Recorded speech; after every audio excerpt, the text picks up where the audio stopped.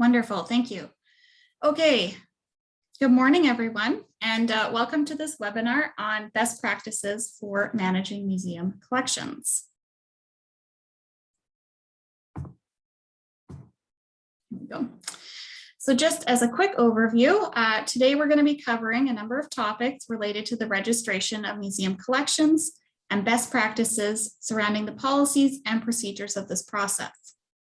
In all areas of museum operations, we strive to achieve best practice. And in this instance, best practice allows us to manage our collections responsibly and ethically while ensuring that the process is organized and standardized.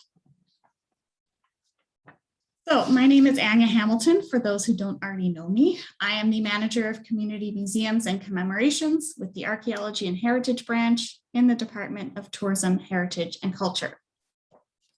Although collections registration is not one of my specific areas of expertise, I was asked to do this webinar and I agreed because of my background in general museum studies and my current duties, some of which are focused on collections management and understanding best practices in this area. Collections are the foundation of museums. They're the reasons why our museums exist. We hold these collections in trust for the public because they are important pieces of our heritage, and we want people generations to come to be able to view them and research them. By accepting artifacts into a museum's collection, we are agreeing to certain responsibilities to ensure that these objects are available for many years. Artifacts must be cared for to the best of our ability, and we must ensure that they are documented properly so that they can be found and researched when needed.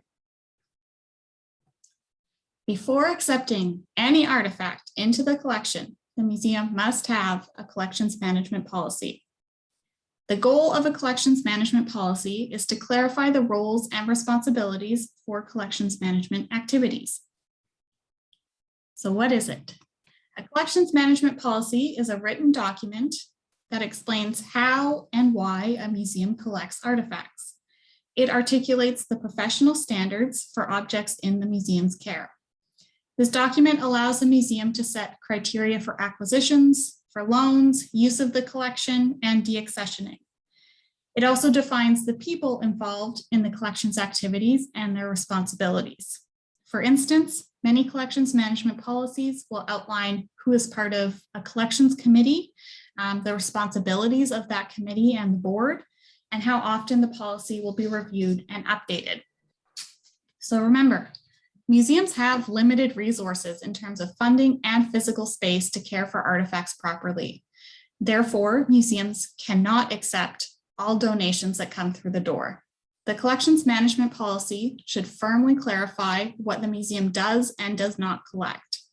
All potential donations or purchases should be evaluated against these criteria by the collections committee before being approved and formally accessioned into the museum's collection. That's why regular reviews and updates of the policy are necessary so that it continues to reflect the actual needs and working conditions of the museum. The collections management policy begins with the mission statement. The mission statement is the focal point of the organization and describes the reason for the organization's existence. This concise statement evolves as the organization grows and changes, but it always serves to guide the actions of the board and its members. Next, the collections mandate states the present scope and uses of the museum's collection, while also defining the basic principles for accepting objects into the collection based on the mission statement. It clearly defines a mandate for the museum's collection activities, which creates a more objective context for the decision to accept an object and say no to inappropriate objects or inappropriate conditions placed on objects. This statement can help provide the public with a clear explanation of what the museum collects so that they know in advance what will or will not be accepted. For example, currently Heritage Branch has a moratorium on collecting with very specific exceptions. This is partially because our collection storage facility is at capacity, and we need to focus our resources on conserving and researching the objects that we have already accepted into our collection. We don't often get inquiries about donations, but when we do, We have a checklist to ensure that we are only accepting objects that are relevant to our collections mandate, that are in good condition, that have well-documented provenance, and where ownership can be fully transferred with no restrictions or conditions imposed. If an object does not meet these criteria, then we say no, and we make suggestions for other institutions who might be interested in acquiring the object. Next, the collections management policy should briefly outline the criteria for acquiring objects. Who is authorized to make these decisions, and through what processes can an object enter the museum's collection? Museums can collect objects through the process of a gift in kind, bequests, purchases, exchange with another institution, or fieldwork. Occasionally, a museum may come across an object in their collection that isn't numbered and doesn't appear to have any documentation. These are often referred to as found in collection temporarily until more research can be done to link them with their proper documentation. So that's something that's often used, but isn't really a formal accessioning practice. Often the process for deciding whether or not to accession an object takes time. During that time, if the object is left with the museum is as responsible for that object as it is for the rest of its collection. That includes documenting the object properly and ensuring it is safe and can be located easily. Even if the museum decides not to accept an object, those records should still be retained. So this same process applies to other situations of temporary custody, such as incoming loans. Records management is the cornerstone of artifact registration. Think of a library. The library has systems in place to locate and keep track of every single book in its collection. The same applies to museums. Museums should be able to identify at all times where an object is located and any information associated with that object. This is done by assigning each individual object a unique identifier, the accession number, and keeping these records organized is key. Your collections management policy should outline the procedure in place to maintain this system of organization.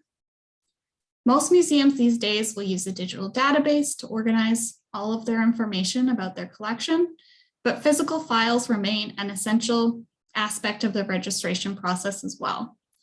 And of course, any information should have some sort of backup as a safety precaution.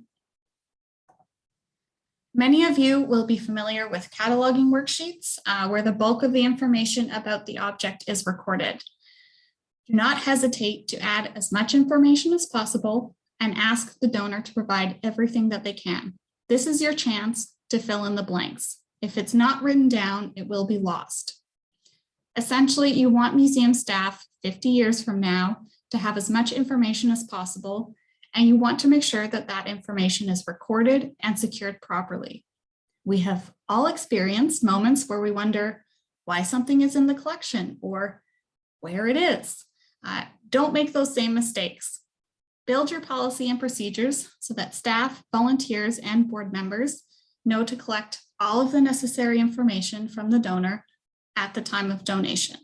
And we'll take a closer look at the cataloging process later in the presentation. And the photograph that you see on the screen, so our collection is about 25,000 objects. And these are all of each object has an individual file. And so this is our file room. Given that the size of the collection, it does merit its own room within our collections facility. They're all organized by accession number, so we can find what we're looking for fairly easily. Care of collections and access to collections is another important element to address in the collections management policy. Care of collections might take the form of other policies that will need to be drafted. If they haven't been drafted and approved by the board yet, then make a note in the collections management policy that these are in progress, add them to your to-do list, and make it a priority. Giving the public access to the collection is one of the main responsibilities of museums, and this can take several forms. In some instances, artifacts are made available through exhibits or other programming. Researchers may be able to request access to collections in storage. but the process for requesting access and being approved should be clearly defined by the museum. Again, this may take the form of a separate document or policy, but should be referred to here for reference. Next up is loans. The museum may choose to accept artifacts from other institutions or individuals, and you can refer to your rules for temporary custody here if needed, or the museum may choose to lend some of their artifacts to others. This could include other institutions, individuals, or businesses. It will be up to the museum to decide who is eligible to request an artifact. The museum may also decide conditions of borrowing artifacts, which may take the artifact's condition into consideration, and requirements regarding display or insurance. The museum should clearly state the length of any loan agreements and how often these will be renewed. As a general rule, loan agreements should be for a short period, for example, 1 to 2 years, and regular condition reports with photographs or an inventory check can be requested in order to consider a loan renewal. There are many examples available online if your organization has not yet drafted incoming or outgoing loan agreement forms. So you can take a look at that, or I have some examples that I can also share as well. Deaccessioning. Deaccessioning is a necessary part of collections management. As stated previously, museums do not have unlimited resources and space, which means that collections cannot grow indefinitely. However, there is often a negative view or a negative perception of deaccessioning. The public may assume that the museum doesn't care about the collection or is throwing away their heritage. It can also be tricky if the original donors or descendants of the donor find out that the objects they donated are on the deaccessioning list. This process needs to be clearly defined. It needs to follow provincial and national ethics guidelines, and it needs to be followed by the board and museum staff. Being clear and open about deaccessioning can help the public understand why it's necessary and under what circumstances the museum makes these decisions. So if the museum has a strong accessioning policy that has been followed, then there should be little need to deaccession, since everything in the collection should be supportive of the museum's mission. However, deaccessioning can happen for a number of reasons, including that the object has deteriorated to the point where it has lost its integrity or poses a threat to the rest of the collection. This includes artifacts that have become infested by pests or mold. There are too many of one type of object, so it has become redundant within the scope of the collection. The object does not reflect the museum's collecting policy and does not support the mission statement. The museum is unable to take care of the object properly. The object would be better suited as part of an educational or interpretation collection to provide visitors with a hands-on or an interactive experience. The object is found to be fake or not as represented at the time of donation, or the object should be repatriated. The documentation associated with this process should be thorough, and the decision-making process needs to be clearly outlined in the collections management policy. The policy should also outline what will happen to the object once it has been approved for deaccessioning. These procedures should all follow the ethics guidelines mentioned previously, which are again also available online. The policy should include a statement of what is covered by insurance, including temporary objects, such as those being considered for acquisition or loans. The museum should set a timeline for reviewing and updating the policy, and this will hold the board accountable for ensuring the policy is accurate and up to date. Try to keep the document concise and to the point so that it can be easily referenced by staff and volunteers. So to summarize, here are the different topics or sections of the collections management policy that we've covered. Some of these sections may require more detail than others, and it may be necessary to look at drafting additional policies to support the collections management policy. A copy of this document should always be provided when onboarding new staff, volunteers, or board members. It should be treated as a living document, integral to the museum's operations, and therefore everyone working with the museum should be familiar with it and its goals. This also helps ensure that the policy is followed even during times of staff or board turnover. Keeping this document alive is part of the museum's succession planning process. And now we're going to take a look at the process of artifact registration and cataloging.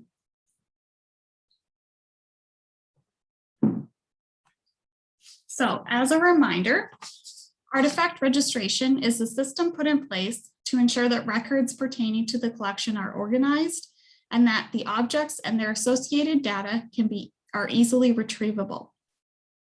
Cataloging is the official documentation on the objects in the collection, which provides detailed description and highlights the cultural or scientific significance of the object. These processes answer the questions of how the object came to be in the museum and why it's there. So the artifact registration process can look a bit different. It depends how the object comes into the museum, but it follows the same basic steps. When a donor offers an object or a collection to the museum, they must fill out the donation form to provide additional information about the object so that the collections committee can review and decide whether or not to accept the donation. Ownership of the object is legally transferred once the gift form or gift receipt has been filled out and signed by both parties. Be sure to give the donor a copy and keep a copy for the museum's records. At that point, the object is brought to the museum if it hasn't already. The object is assigned an accession number, a unique identifier which will help the museum locate it in the building, as well as in the database or in any other type of records management system. The accession number and a brief description of the object or the object name are then recorded in the collections register, which is typically a physical book or ledger used to keep track of incoming objects. If the museum does not have time to properly label the object, then a temporary tag can be affixed with the accession number so that the object can be matched with its physical file and database record. So object numbering can vary from museum to museum, but what you see written on the screen is the most common system used. The system used in a museum should be consistent from year to year and person to person. So the way that these numbers are physically applied to the objects should be done in a consistent manner. So for example, if you're dealing with a set of plates, the accession number label on all of them should be on the underside in approximately the same spot. This makes it easier to find the number with minimal handling of the object. And there are different techniques for applying accession numbers to different types of objects. So it will be different if you're dealing with a paper document versus a textile. There are resources available for determining the best option for the type of object you're working with. But in general, the goal is to apply the label in a way that does not alter the object and that is reversible. If you have questions about a specific type of object and you're unsure, don't hesitate to reach out to a conservator to get their opinion. So the next step can be referred to as cataloging or creating an accession record. This is where you create the primary record for the object that contains all of the information needed to understand its significance. Often this takes the form of a physical worksheet, but this work can also happen directly in the database because I've been seeing that more and more with some of the museums now that they have a digital database to work with. But the goal is to record as much information as possible while being consistent so that the museum can create links and comparisons between records. This process also includes object photography and the corresponding digital media management. Just like your paper files, photographs or other digital media need to be kept organized, properly labeled, properly stored, and backed up. There are many resources and standards available to assist in defining the entire process of cataloging. And this brings us to one of the most valuable resources available for cataloging, and that is the Canadian Heritage Information Network, or CHIN. So without a way to standardize the information in object records, we would not be able to easily research and make connections between different objects. We all need to be speaking the same language, if you will, so that any researcher can find the information they're looking for without having to learn new systems of organization each time. Again, if you think of a library, each library has very similar systems to search and locate books, making it easy to step into any library and find the information that you're looking for.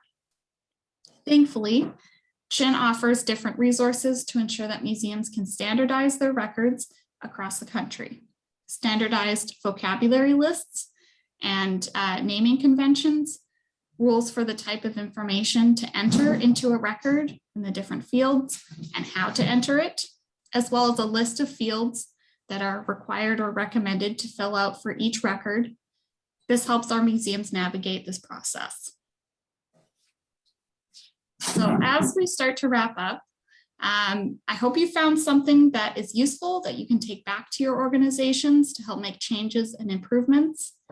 We've covered the different sections of a collections management policy, the artifact registration process, and the cataloging process. By following these best practices, museums will have a well-organized collection that supports their mission. So if you haven't reviewed your collections management policy in a while, now would be a great time to do so. If you found that your organization could benefit from some additional policy documents, do some research, find some examples to get started. The best course of action is to find a group of people to help out with this process. The organization should be involved in collections management activities because their buy-in is essential to ensure that the policies will be followed. Of course, you can always reach out to me or your fellow museum colleagues to ask questions or get some feedback. So thank you for participating. I'm happy to answer any questions now if you'd like, or you can follow up with me later. If I don't know the answer right now, I'm happy to do some research and get back to you. I believe there's actually a couple of people participating in this call that I usually go to ask questions. So maybe they'll be able to jump in as well. But be sure to check out the other upcoming webinars as well, hosted by the AHNB. The next one will be in January with Dominique Chelina. She'll be looking at using your museum's collection to develop good public programming. So thanks, and the floor is open to questions.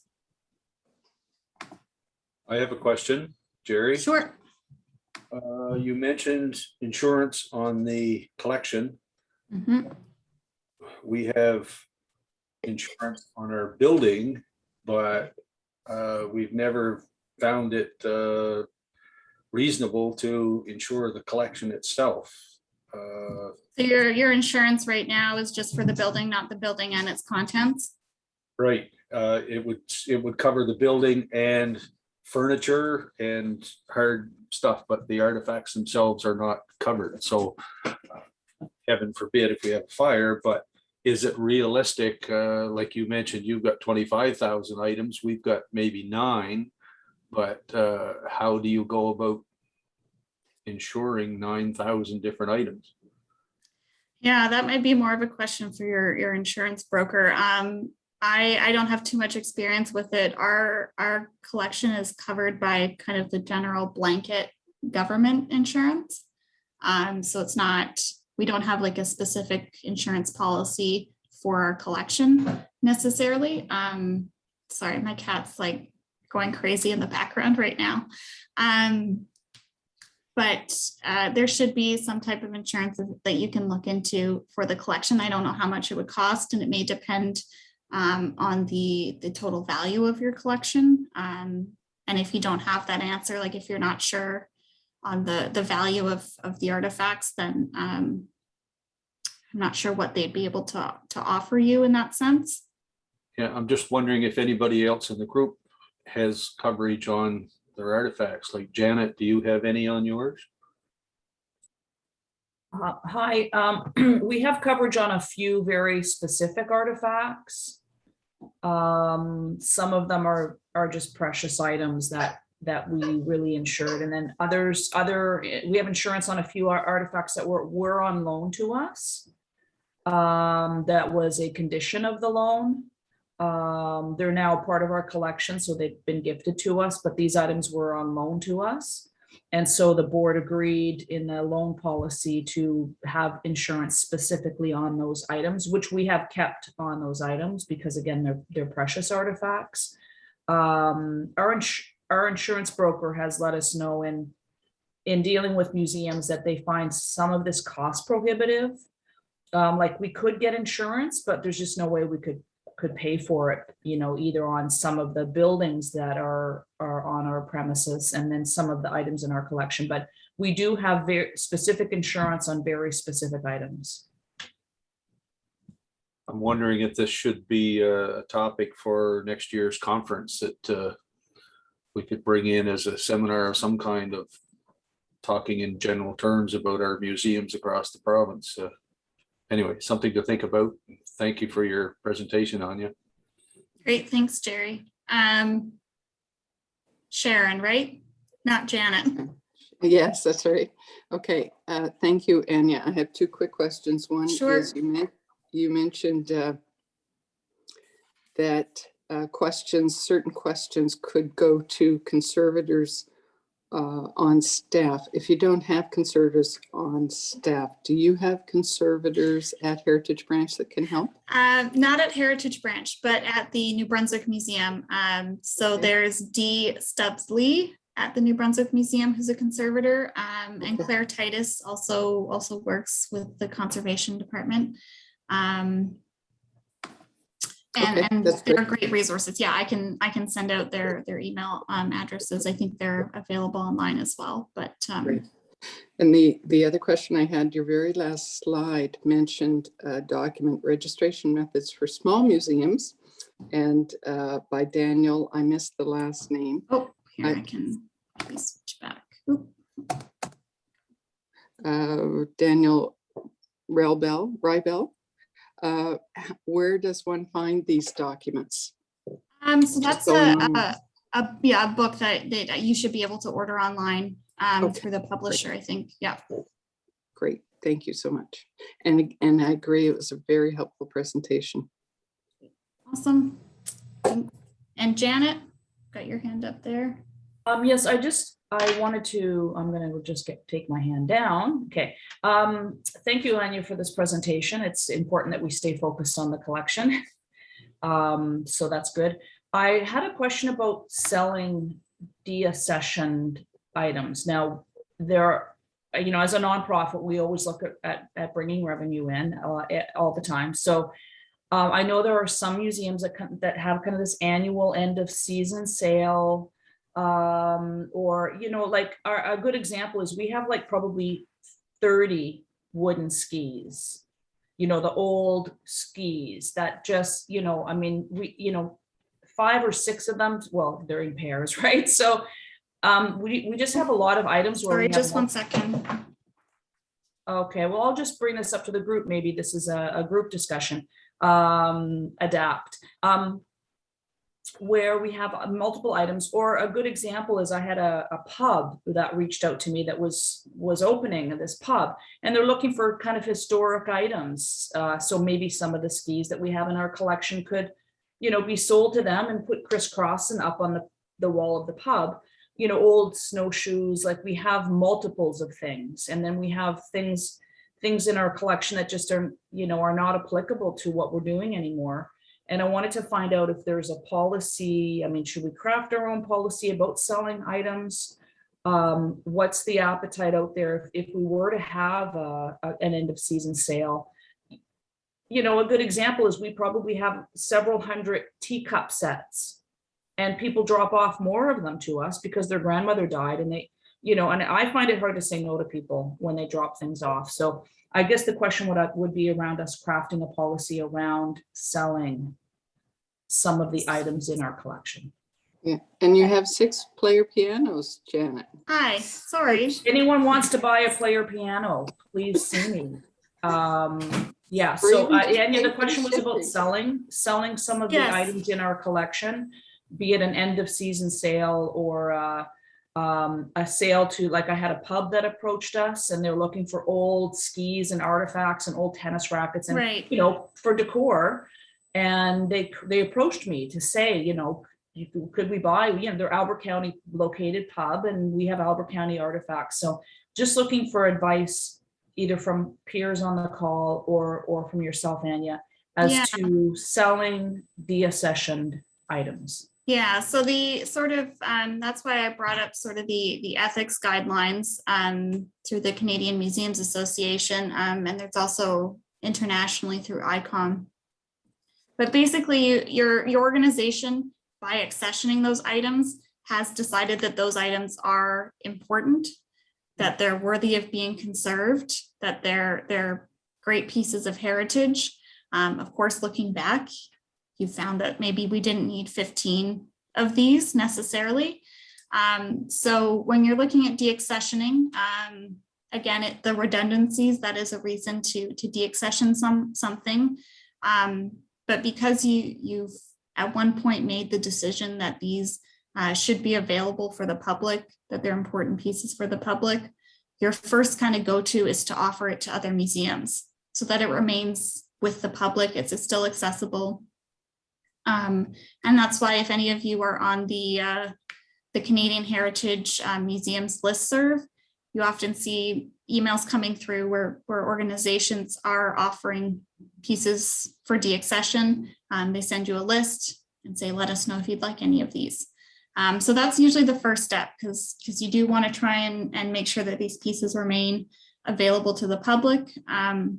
Sort of your next step might be looking at more of a sale situation. There's a couple other things you can look at too, but sort of the bottom of the list is selling to private businesses. So it's kind of, if you've set up your deaccessioning policy according to the ethics guidelines, then you would go through your first step, offering it to other institutions, maybe within New Brunswick. Your next step might be to offer it more broadly to institutions across Canada. And then you can look at selling it to private businesses. Then you might look at, it's just, no one wants it, it's not going anywhere. Maybe it ends up in the garbage, which is not something that people enjoy hearing or I enjoy saying. But it is something that happens, especially when you're dealing with something that's damaged or pest infested. Certainly no one wants to be acquiring that at all. So anyone else can jump in, but I would suggest taking a look at the ethics guidelines for that, and selling would be kind of closer to the bottom of the list of things to do. Yeah, this is Evelyn, if I can jump in too. Yeah, absolutely. From what articles and things like that I've read, social media or through courses, you always have to be very careful of your perception of selling objects to the public, be very above board as to why, and also be very clear as to what those proceeds are going towards. Most places, if they permit selling of the artifacts as a last resort, they are placing the proceeds of the sale into collections management of their collections, as opposed to building a better museum building or hiring more staff or, something like that. Right, that's a great point, Evelyn. Yeah, absolutely. If you're very clear as to where the proceeds are going and that it is because they are going back to care better for what you already have, then usually the public is a bit more understanding. If I could just jump in here. Sure, yeah. The Albert County Museum being a very community museum, it's sort of a slippery slope as far as selling it to someone who is going to see it at the local pub or something, because you know how small communities, everyone knows everything. And as far as you put up a sale, they're going to say, I'll never give anything to that museum. I mean, that's for maybe a little bit jumping to conclusions, but I think it would be very possibly, if there was on that list that you said of other museums might be able to use it, excuse me, or if it was to go to a collector or something. But as far as just a sale, I know other museums do it. I guess they do it in Nova Scotia in a few places, but in a small museum where everyone sees everything and knows everything, and as soon as you put up a sale, it certainly would gain a lot of interest for sure. You can definitely raise some red flags, and that's another thing just to note. If something has been approved for deaccession, if it's not going to another museum or anything, take off the accession number. It's very easy to identify something as a heritage piece if it's still got the accession number on it. So that's just another thing to add in. A possible solution, workaround, would be, for instance, to loan it to the pub for a specific period of time in exchange for a donation to the museum. Mm-hmm. A loan could be an option. Yeah, that's definitely. Yeah, definitely the issue something with to consider. oh, sorry, this is the issue with us with maybe loaning, say, for example, you brought up as to the pub, is that they may want to alter this object. They may want to like nail it in a specific place. It's going to be exposed to all kinds of things that you probably don't want it to be exposed to. You have to be very careful as to how they treat this object on loan, and that they display it in a certain way, et cetera, just to make sure that if it is on loan, you still own it, that it comes back to you in the same condition and that you loaned it out to them. Yeah, I have seen some collections management policies that will exclude businesses specifically from being eligible for loans. Just because there's that element of they're not in the same mind frame of heritage organizations necessarily. One thing that the pub did offer, if we were to loan them or sell them or what have you, was to put up a little, like almost like a plaque on the wall that says this is courtesy of the Albert County Museum, you know, and a little bit of a marketing, you know, visit during whatever. So they looked at it. If we couldn't sell it to them, that we would actually have like a display there. Okay. And then yeah. they would give us some credit for the display and help to promote, you know, if you love this small display, go visit the Albert County Museum and what have you. So I don't want to belabor the point, but there are some workarounds on this. So, but certainly our board of directors would need to come to conclusion on it. So thank you. Jerry, did you have something to add? It was down that same alley that Janet just mentioned of if it comes down the list to the point of where it's going to be a saleable item, perhaps these people could provide a little bit of advertisement along with it. Right. Yeah. Yeah. Not, I mean, they're not specifically responsible to get the thing back and in perfect condition and all that, but you may get some community advertising out of it and might ease the upset from the donors in the first place. well, I mean, I think, you know, having those partnerships with the community in some fashion is always a good way to get your name out there. Greg has also added some comments, and Evelyn brings up a good point as well. If you do get to the point of selling an object, the board is not eligible to acquire that object at all. That's an FYI. So, because I've seen that come up a few times, maybe not here, maybe this was elsewhere in Ontario or Manitoba, but you know, a piece comes up for deaccession and the board member says, well, hey, that would look great in my living room. Absolutely not. Nope. That's that would be a big conflict of interest there. Okay, if anyone else has questions, I'm going to see Catherine and Rebecca. I'm not sure who was first. I'll go ahead. Can you Yeah, hear me? sure. Yep. Good morning. Good morning, everyone, and I apologize for being late. It seems to be lately. For the last 6 years, we've gone through the museum quite heavily, making a lot of changes. And the founding members of the museum started out right. They started out with Chin. They had a lot of policies in place, which eventually made our lives much easier. Our donation form does say that we have the right to do what we want. I've had people refuse to give me the item that they wanted me to take after I say, we have the right to it. For whatever reason, we can do what we want. My first year as president, I sold a caboose, and somebody offered me a price. I took it to the board, and they took it, they accepted it. And a long story about the caboose.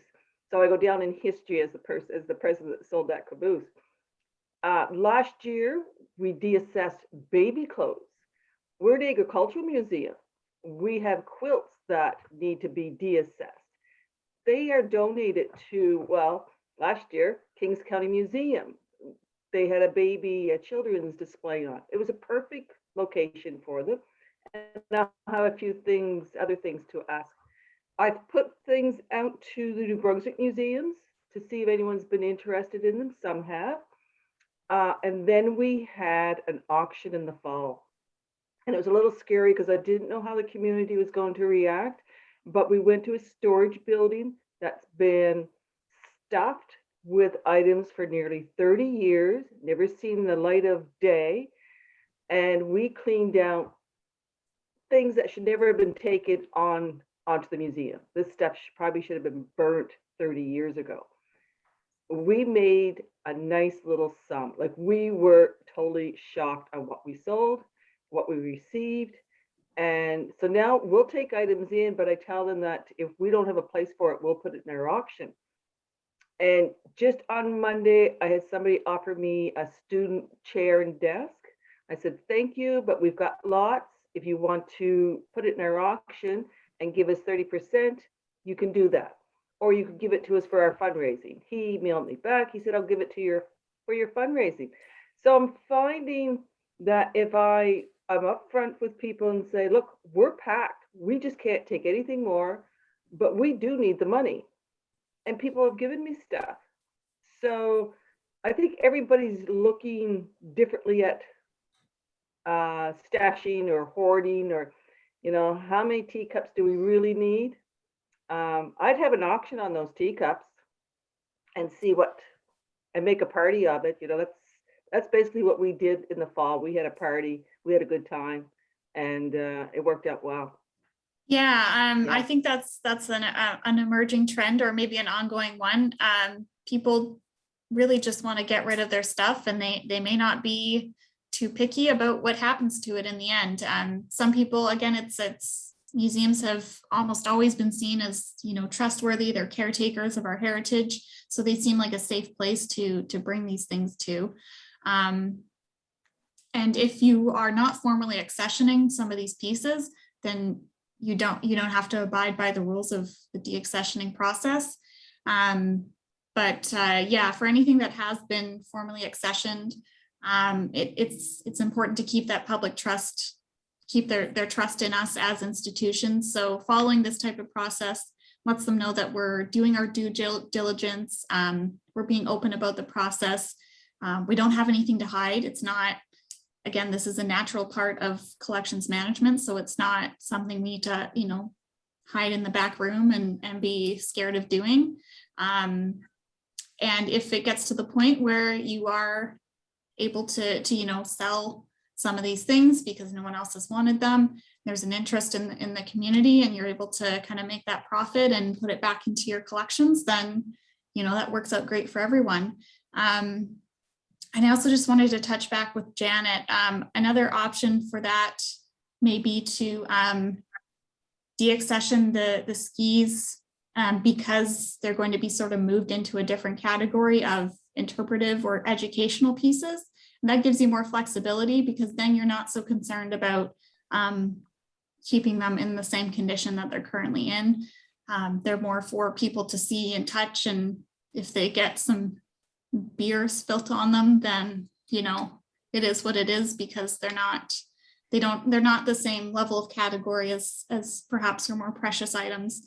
You know, they've kind of been deaccessioned out of that category into a lower one where people can handle it. Maybe it can take a bit more of a beating, and you don't see that as big of a concern necessarily. Okay, thank you, Rebecca. Catherine, I think your hand's also up there.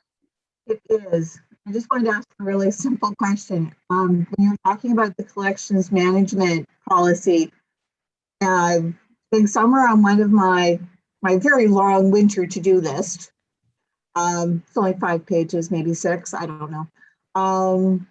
I'm just wondering if you're going to share the slides, because there are some elements there that I may have missed, and if I'm rewriting this thing, I'd like to get it right the first time. Yeah, absolutely. I can share the slides. I think Kelly has a copy, so maybe she can forward it to everyone. And then this webinar will be available. It's recorded, obviously, and it'll be available if you'd like to hear me talk again about all these things. Okay, great. Thank you. No problem. Anyone else right now? Again, you can email me later and I'm happy to kind of follow up.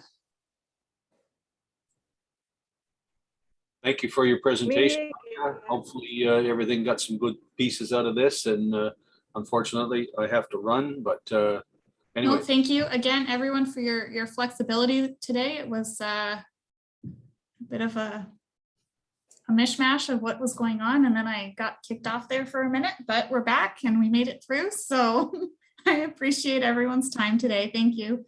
and Awesome. Yeah. sorry to interrupt. I have one thing about the insurance. A few Sure. years ago, we inquired, and Marshall's out of Toronto insures collections. Long procedure.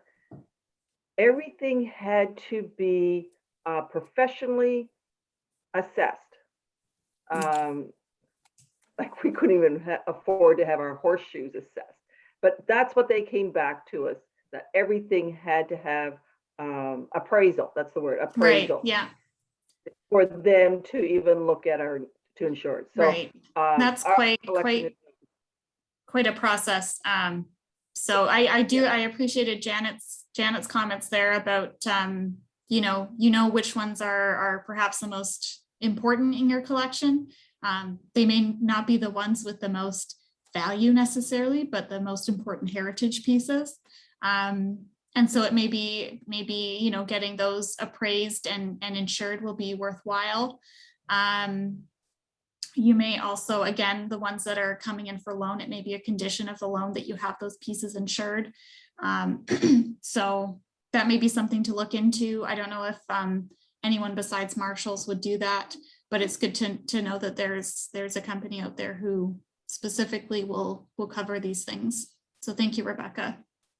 I think that's about it. So we'll turn off the recording. And again, you guys know how to contact me if you have any questions. Thank you.